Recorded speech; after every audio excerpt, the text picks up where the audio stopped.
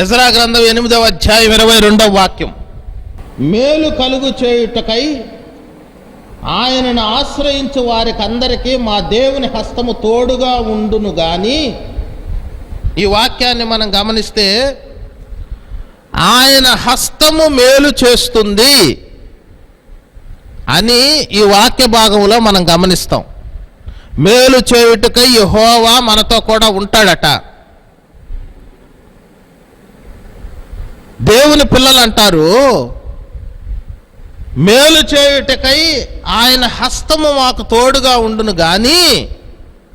అయితే కొన్ని విషయాలలో రాజులను సహాయం అడిగేందుకు కూడా మేము సిగ్గుపడ్డాము, అడగలేదు అని చెప్తున్నారు. కారణం ఏంటంటే మా దేవుని హస్తము మాకు సహాయము చేస్తుంది, మా దేవుని హస్తం మాకు మేలు చేస్తుందని మేము చెప్పుకుంటూ వచ్చాం. అలాగనే దేవుని హస్తం మాకు మేలు చేసింది. దేవుడు మాకు మేలు చేశాడు. మా ప్రయాణంలో మాకు తోడై ఉన్నాడు. మా ప్రయాణం శుభప్రయాణముగా మార్చబడటకు కావలసినటువంటి అన్ని వసతులను, అన్ని భద్రతా చర్యలను ఆయన చేపట్టి మమ్మల్ని నడిపించాడు. కాబట్టి ఆయన హస్తం మాకు తోడుగా ఉంది. ఆయనే మమ్మల్ని మేలు వైపు నడిపిస్తున్నాడని మేము విశ్వసిస్తున్నాం. కాబట్టి రాజులను అడగడానికి సిగ్గేసింది అంటున్నారు.